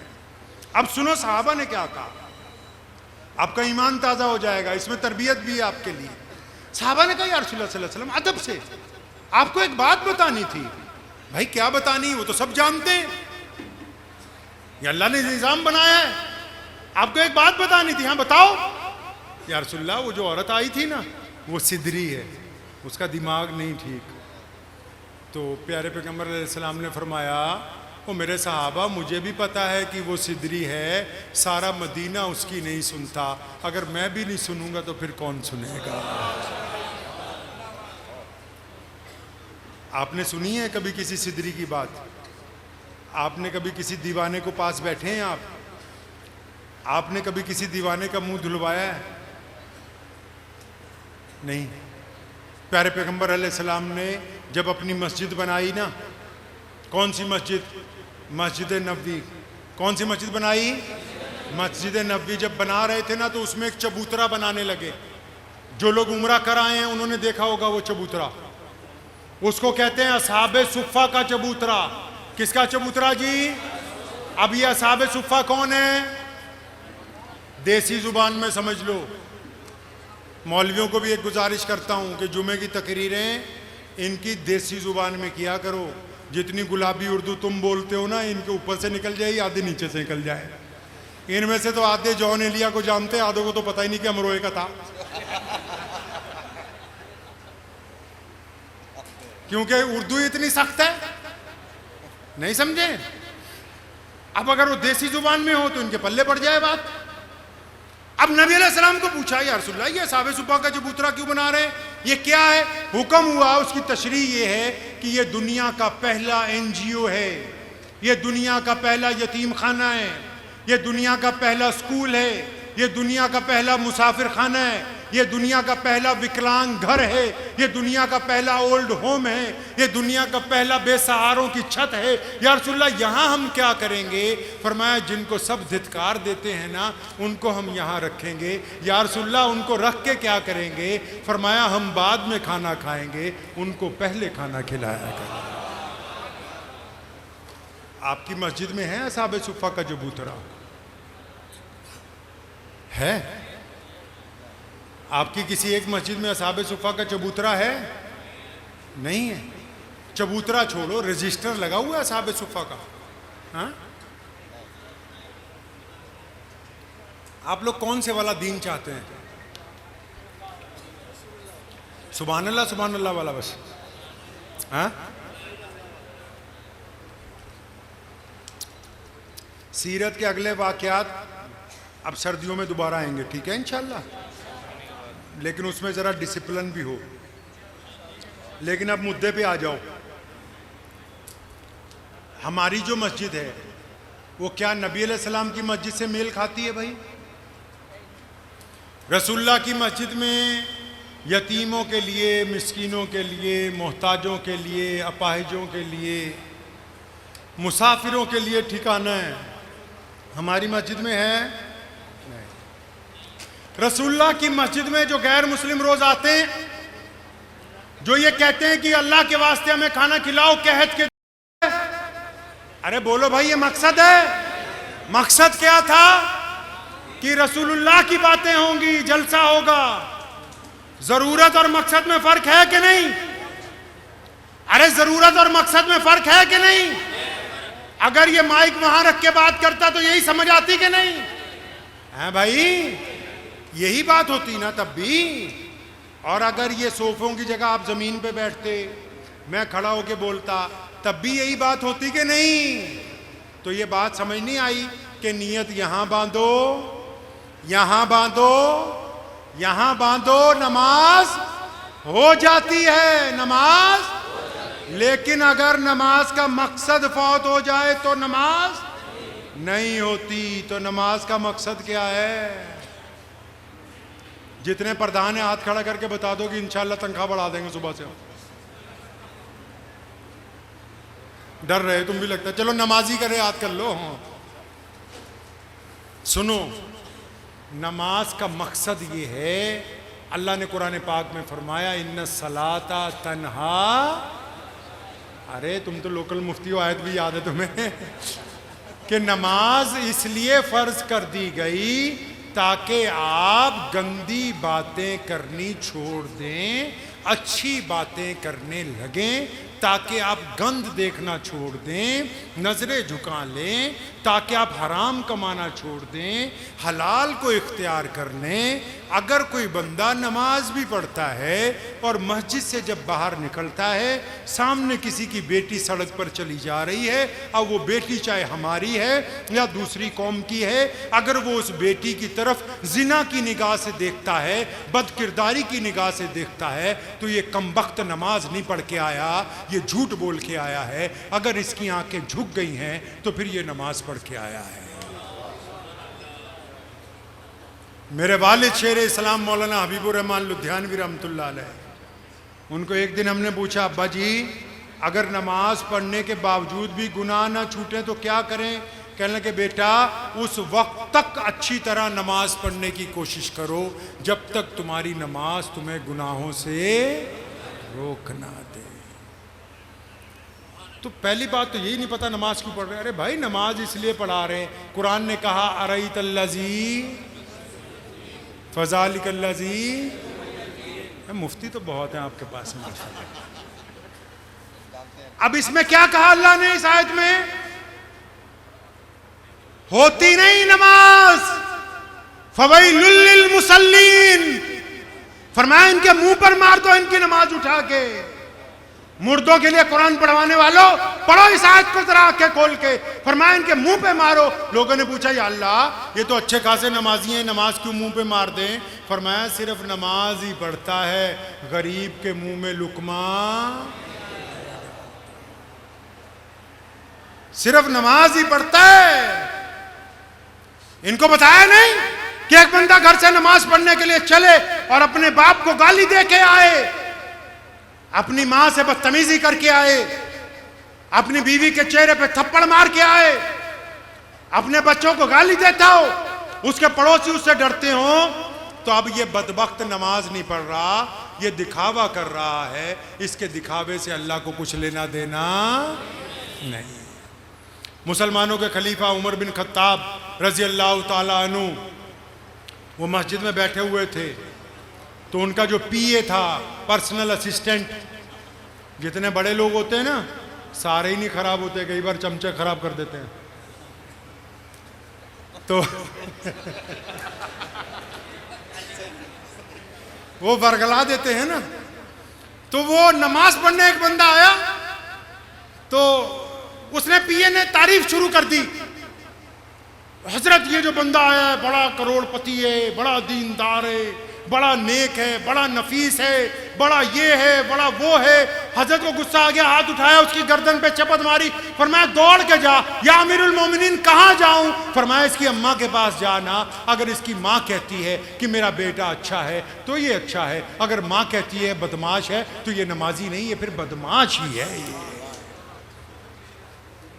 नमाज पढ़े जा रहे अल्लाह के बंदे, नमाज बनी क्यों? सारी दुनिया के लोग एक साथ अल्लाह के आगे सजदा करते हैं, खुदा की खुदाई में कोई बढ़ोतरी नहीं, और सारी दुनिया के लोग एक दफा ही अल्लाह को मानने से इनकार कर दे तो खुदा की खुदाई में कोई कमी। तो नमाज कैसे पढ़नी है? ये जो ऊपर वाली जेब है ना जी, एक दिन एक लड़का मेरे साथ था, वो कहीं दावत पे थे, तो उसने बादाम उठा के ऊपर वाली जेब में डाल लिया। अब जब नमाज पढ़ने के लिए सजदा किया तो सारे बादाम, अगर बादाम की जगह जेब में सिगरेट होती तो, खैनी की पुड़िया होती है जी, तंबाकू होता जेब में, गिर जाते ना। इसी तरह ये अंदर आपका दिल है, अगर इस सजदे में भाइयों की दुश्मनी है, अगर इस सजदे में किसी जवान की बेटी, किसी बेटी का नंबर लेने की दौड़ लगी हुई है, अगर इस सजदे में किसी से ठगी मारने के इरादे हैं, अगर इस सजदे में किसी की बहन का हक मार रखा है, तो जब तू सजदा करता है ना, वो सारी गंदगी सामने गिर जाती है। गंदगी के ऊपर किया हुआ सजदा अल्लाह को कबूल नहीं है। बाहर के वजू के साथ अंदर का वजू जरूरी है। तभी तो कहा ना बुल्ले शाह ने, नमाज पढ़ी ते न्याज ना दिती, तेरियां किस कम पढ़ियां नमाजा। कहते हैं नमाज तो पढ़ता है, न्याज नहीं देता। अराई तल्ला जी युकज़्ज़िबु बिद्दीन फज़ालिक अल्लज़ी यदुल यतीम। नमाज तो पढ़ता है, यतीम के मुंह में। आजकल तो हमारे जैसे भी मौलवी हैं, वो कहते कोई यहीं ले आओ कोरमा बिरयानी, हम ही पढ़ के दुआ कर देते हैं।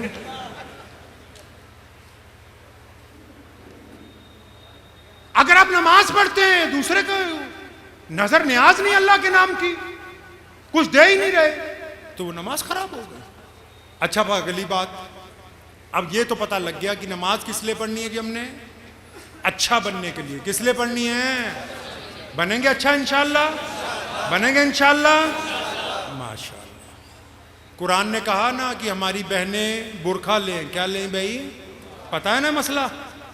अरे पता है कि नहीं? घर पे भड़कता हुआ जा रहा, तू आज बिना चादर के निकली थी। लेकिन उसी कुरान पाक में उसी रब ने कहा कि मेरे महबूब इन मुसलमान मर्दों को बता दो कि ये अपनी आंखें झुका के चला करें, इनको ये इख्तियार नहीं दिया गया ये किसी की बेटी के ऊपर गंदी आंख को डालने वाले। अब ये तो पता लग गया नमाज इसलिए पढ़नी कि हमें अच्छा बनना है, तो फिर मस्जिद क्यों बनाई जी?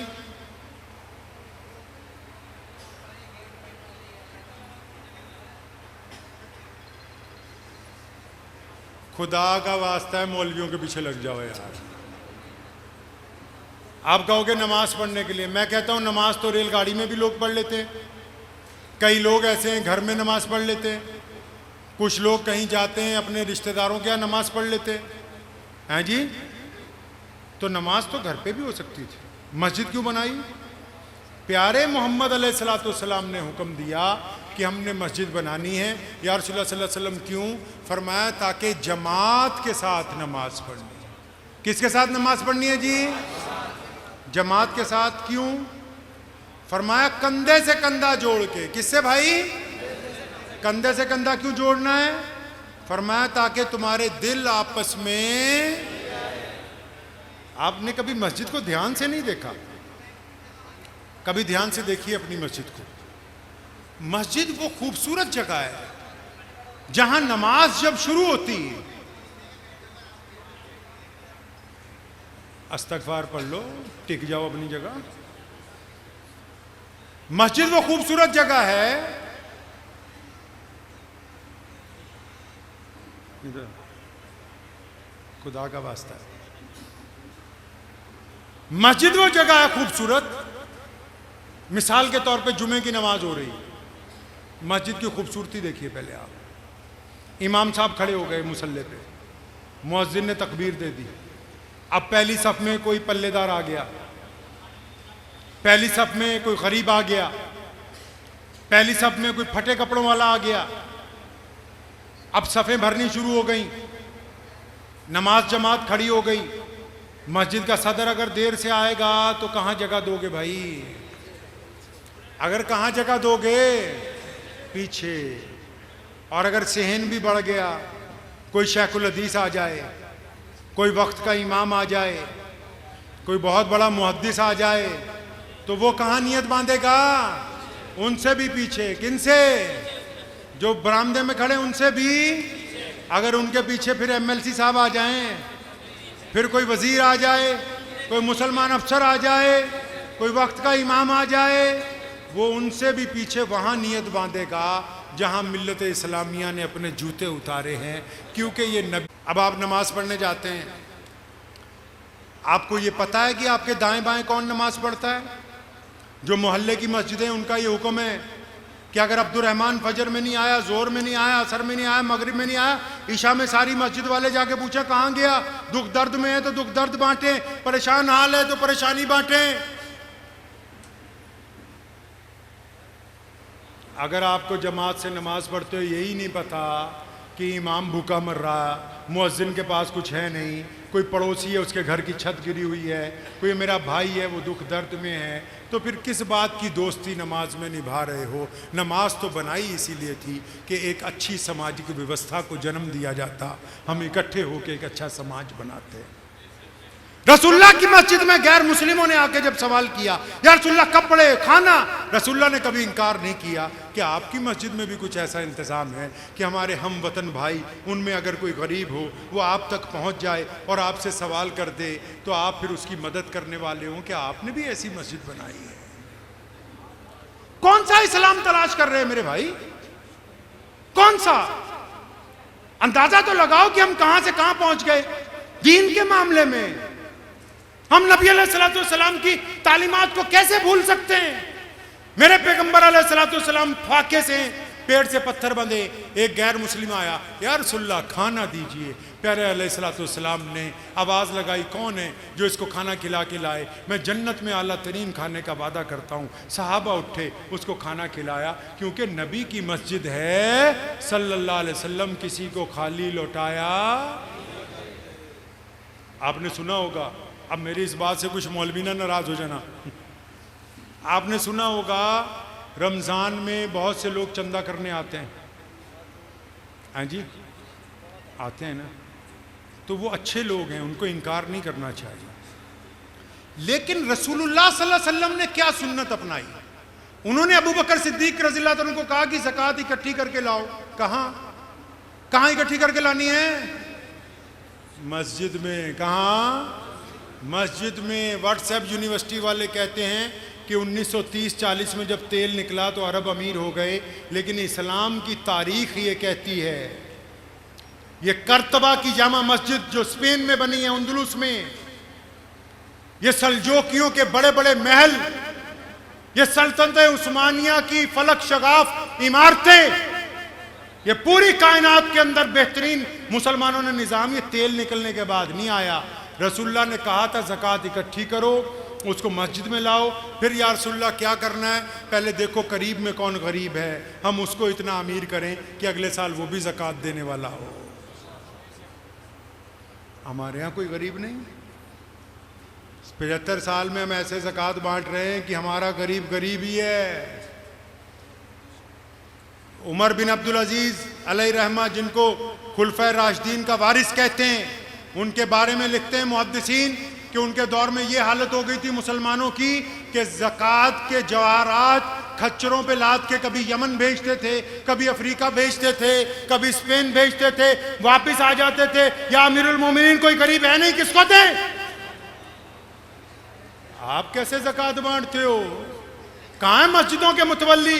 सिर्फ चौधराहट देने के लिए तुम्हें प्रधान बना रखा है। जिस मस्जिद के इमाम को और सदर को ये नहीं पता ना कि उसके इलाके में ऐसा कौन सा घर है जिसमें चूल्हा नहीं जलता, ऐसा कौन सा घर है जिसकी छत गिरने वाली है, ऐसा कौन सा घर है जिसकी जवान बेटी बैठी हुई है। अब चाहे वो मुसलमान है या गैर मुस्लिम है, अगर उसको अपने पड़ोसियों की खबर नहीं है तो उसको इस मसनद पर बैठने का कोई इख्तियार नहीं, क्योंकि रसूलुल्लाह की मस्जिद है और ये रसूलुल्लाह के मुताबिक ही चलेगी, आपके मुताबिक नहीं चलने वाली।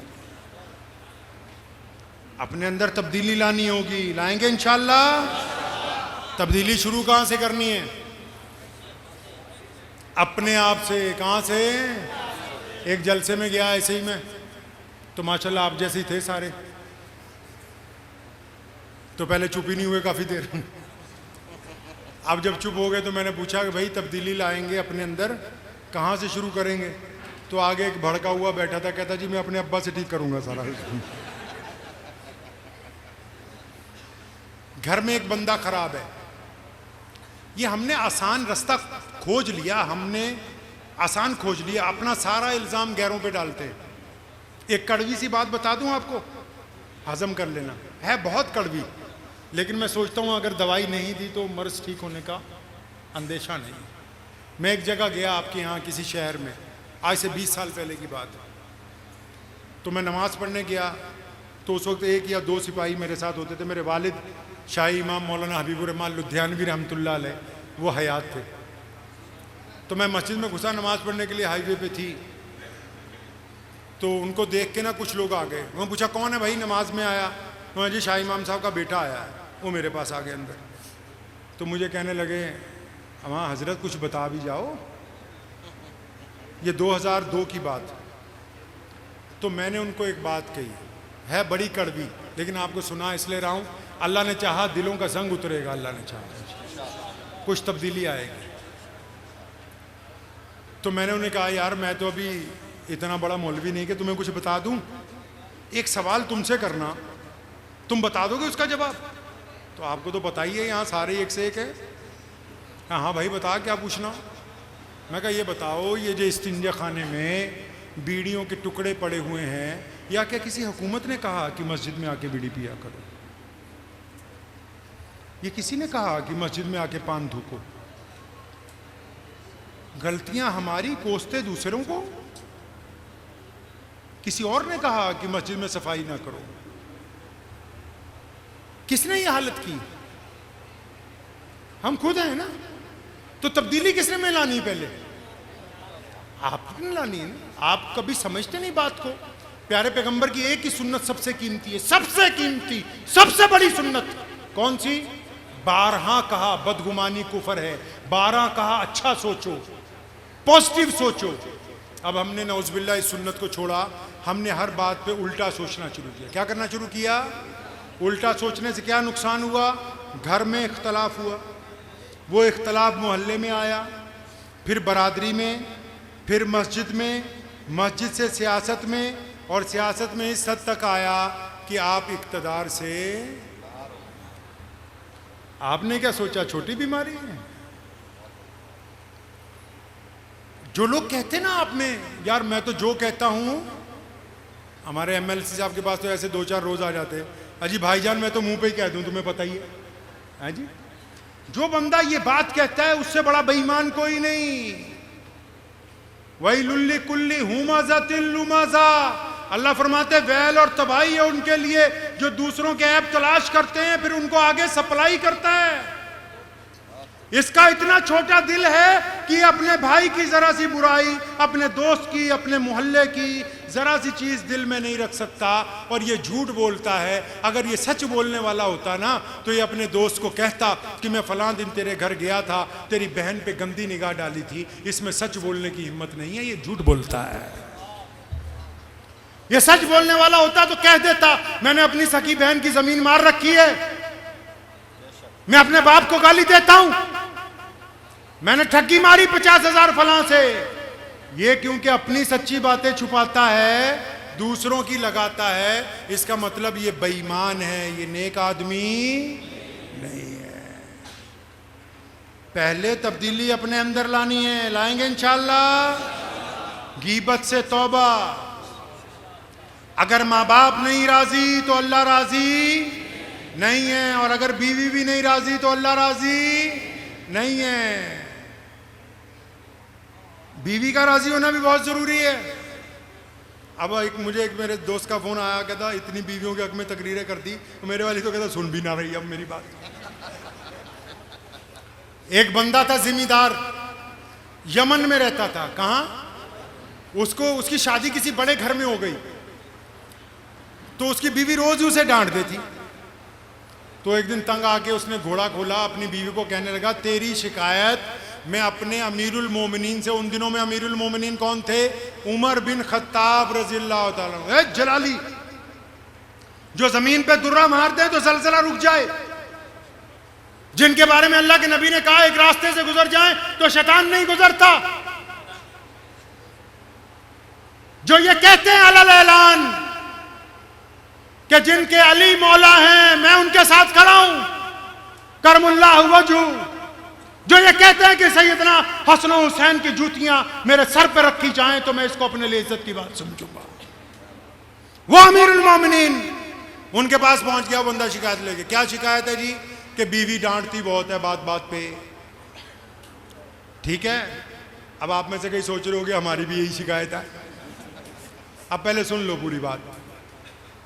अब वो सीधा पहुंचा मस्जिद नबी में, अमीरुल मोमिनीन वहीं रहते हैं।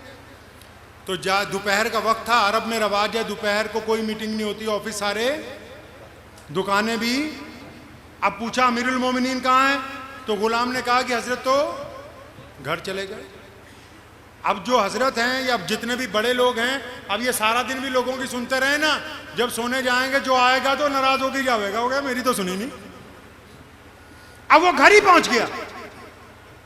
अब जब घर पहुंचा, आया बीवी की शिकायत लगाने, दोपहर का वक्त है। तो इसने दरवाजा जब नॉक किया, खटखटाया, कहा अस्सलाम वालेकुम या अमीरुल मोमिनीन। अंदर से आवाज आई वालेकुम। अभी उन्होंने वालेकुम सलाम पूरा नहीं कहा तो उनकी बीवी अंदर से कह रही है ओ ले आ गए पतंदर, और तुझे भी सुकून नहीं है इनके अलावा, इन्हें भी सुकून नहीं तेरे अलावा, तू आता ही क्यों है घर? मस्जिद में ही रहा कर, पीछे पीछे आ गई है, वक्त ही नहीं है तेरे पास हमारे लिए, बच्चों के लिए कोई वक्त नहीं है तेरे पास। अब जब इसने अमीरुल मोमिनीन की बीवी की डांट सुनी, ये घबरा गया। अब ये भागा वहां से। हजरत ने दरवाजा खोला तो देखा वापस जा रहा है। अब आवाज मारी है भाई जरा बता क्या बात हुई? तो वो दूर से क्या कहता है, अजी मेरे हालात तुम्हारे हालात से तो अच्छे हैं। तो हजरत अमीरुल मोमिनीन ने उसको बुलाया अपने पास। सुनो, मर्द वो नहीं है जो कहे तलाक तलाक तलाक, वो मर्द नहीं है। अल्लाह को ये अमल पसंद नहीं हलाल होने के बावजूद।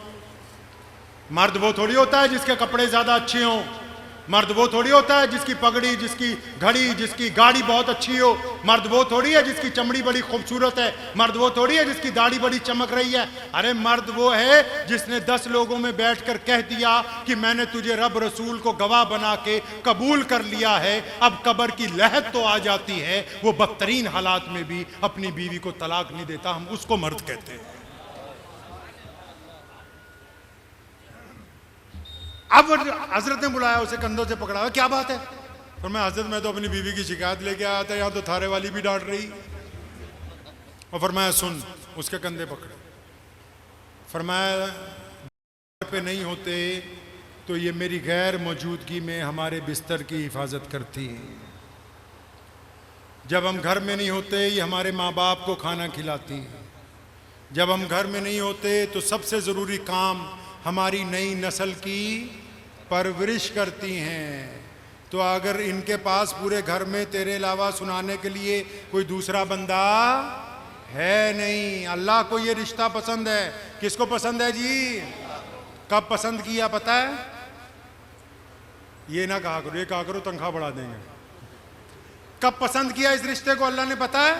जब आदम अलैहिस्सलाम को पैदा किया और जब फिर अम्मा हव्वा पैदा हुई तो ये नहीं कहा कि तुम भाई बहन हो, ये नहीं कहा तुम माँ बाप हो, फरमाया अंता ज़ौजा कि आदम ये तेरी बीवी है। इंसानियत में सबसे पहला रिश्ता जो इंसानों में कायम किया गया वो मियाँ और बीवी का रिश्ता है, अल्लाह को ये इतना ज़्यादा पसंद है। अब एक तो पहले अगर आपने अच्छा बनना है तो 2-3 लोगों का आपको अच्छा कहना ज़रूरी है। किसका? अब्बू जी का, अम्मा जी का, बेगम साहिबा भी सुन लो, तुम भी अगर मियाँ के मामले में अगर किसी तरह जालिम हो, ये तो किसी तरह निकल जाएंगे, तुम्हें नहीं फरिश्ते निकलने देते।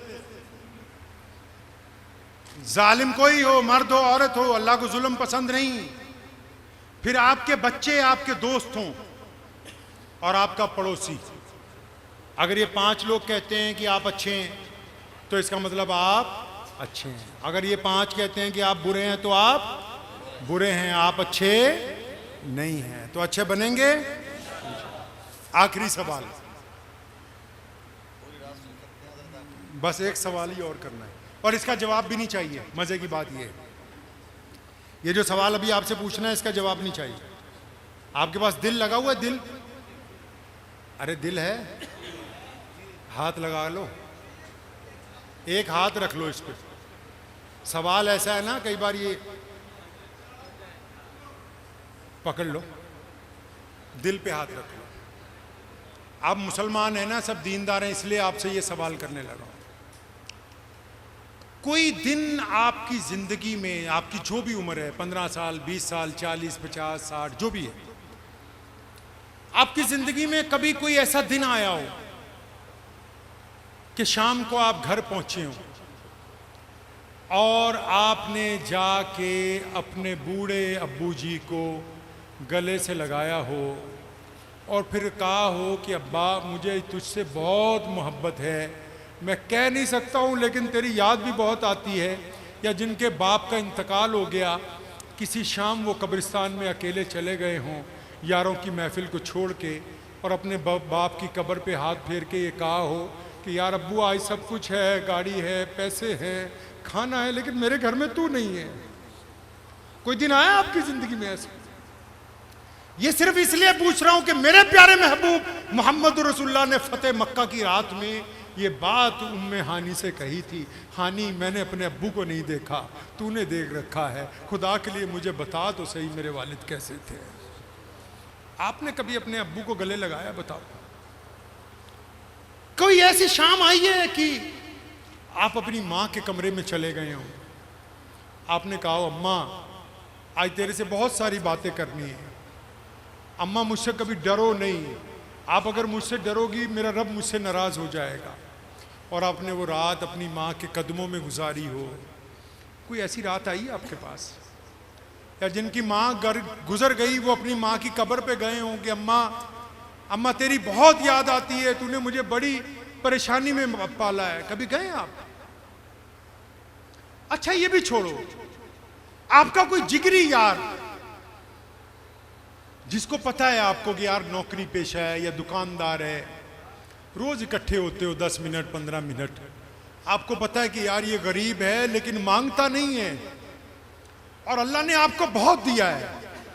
कोई रात ऐसी आई हो आपने कुछ पैसे अपनी हैसियत के मुताबिक लिफाफे में डाले हों और चुप करके जाके अपने यार के घर के दरवाजे में सरका आए हो कि यार मेरा दोस्त तो मांगता नहीं है, मैं इसके घर में पैसे फेंक आता हूँ, इसकी भी इज्जत बची रहे, मुझसे मेरा रब भी राजी हो जाए। कभी कुछ किया ऐसा?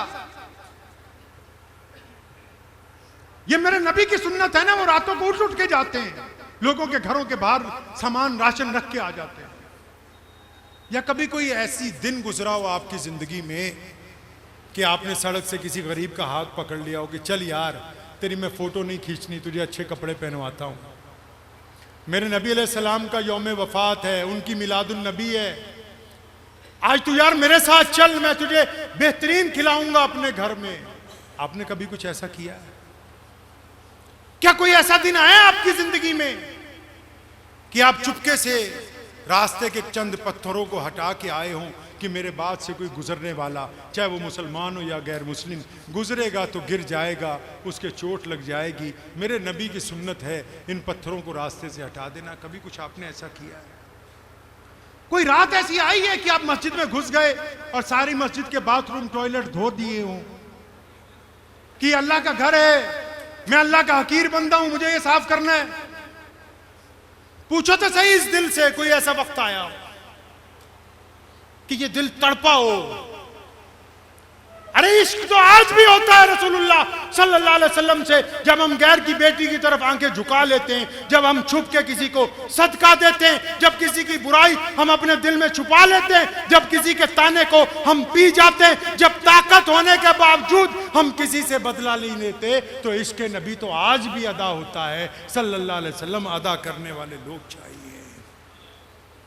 करेंगे कुछ ऐसा नहीं, इंशाअल्लाह करेंगे इंशाअल्लाह।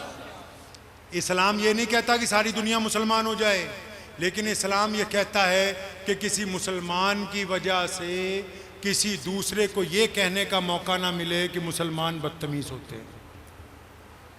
ये नहीं मौका मिलना चाहिए। तो हमें अपने अंदर तब्दीली लानी है। पहले हम लोगों को नहीं सुधारेंगे, पहले किसको सुधारना है जी? हम एक दूसरे पे जज नहीं लगे हुए। ये जो अदालतें खोल रखी ना चाय की दुकानों पे, गली की नुक्कड़ पे, कि फलां का बेटा ऐसा, फलां की, नहीं, हम एक दूसरे पर जज नहीं लगाए गए। हम अपने अमाल को पहले दुरुस्त करें। उस काम के लिए मस्जिद में मेंबर है, मेंबर पर इमाम की ड्यूटी है, और उसको भी कान पकड़ के शरीयत ने कहा सुन ले कान खोल के, जब खड़ा होके ये कहेगा कि सूद खाना हराम है, गैरों की बेटियों को देखना गुनाह है, बदतमीजी करना गुनाह है, तो किसी एक का नाम लेके ना करना, क्योंकि अल्लाह को अपने बंदों की इज्जत बड़ी महबूब है। उसको भी कह रखा है कि जब बात करना तो सबके लिए बराबर करना, ताकि मेरे किसी एक बंदे की बेइज्जती ना हो जाए, और उस बंदे की अल्लाह बेइज्जती नहीं चाहते जो गुनहगार है। नेकोकार की तो बात ही क्या होगी। तो तब्दीली लानी इंशाअल्लाह, अपने अंदर लाएंगे तब्दीली। हाँ, अपना रंग, अपना ढंग, अपनी जुबान, अपनी चाल, अपनी आंखें, इसको अच्छा करेंगे इंशाअल्लाह। दुआ कीजिए अल्लाह मुझे भी और आप सबको भी इन बातों पे अमल की तौफीक अता फरमाए। वाखिर दावाना अनिल हम्दुलिल्लाहि रब्बिल आलमीन। आपको पता है, इन सब की परेशानियां आपको पता हैं, इन सब की तमन्नाएं आपको पता हैं। आप अपने महबूब सल्लल्लाहु अलैहि वसल्लम के सदके इन सब की दुआओं को कबूल फरमाएं। आमीन। और ये जलसा जिन हजरात ने किया है, जिन हजरात ने इंतज़ाम किया, और बिलखसूस हमारे MLA साहब, MLC साहब, इकबाल साहब और जितने भी साथी यहाँ मौजूद हैं, या अल्लाह सबकी बदनज़री से हिफाजत फरमा, आमीन। हसद से हिफाजत फरमा, आमीन। रिज़्क़ में, औलाद में बरकत अता फरमा, आमीन। पूरे अमरोहा में जितने भी लोग रहते हैं, खा किसी भी मज़हब से ताल्लुक़ रखते हों, सब पर अपनी रहमतें नाजिल फरमा, आमीन। सबकी परेशानियों को आसानियों में बदल दीजिए, आमीन। इन दुआओं को प्यारे पैगम्बर जनाब मोहम्मद सल्लल्लाहु अलैहि वसल्लम के सदक़े कबूल कीजिए। अल्लाहुम्मा बारिक अला मुहम्मद वाला अली मुहम्मद कमा बारकता अला इब्राहीम वाला अली इब्राहीम इन्नका हमीदुम मजीद। व सल्लल्लाहु तआला अला खैरि खल्क़ि अजमाइन व बिरहमतिका या रहमान। मुसाफिर के लिए हजरत को परेशान न करें, और हजरत बहुत थके हुए हैं, लंबा सफर करके आए हैं, और बहुत ही पुरसुकून माहौल के साथ अपने अपने घरों को जाएं। हमारी बहनें भी, माँ भी यहाँ आई हुई हैं। मेरी उन सब लोगों से दरखास्त है, बड़े पुरसुकून माहौल में अपने अपने घरों को जाएं। अल्लाह हाफिज। और जिस किसी साहब के पास इनकी घड़ी हो, जो हजरत के साथ में सुरक्षा कर्मी आए हुए हैं, वो स्टेज तक दे दें आन के।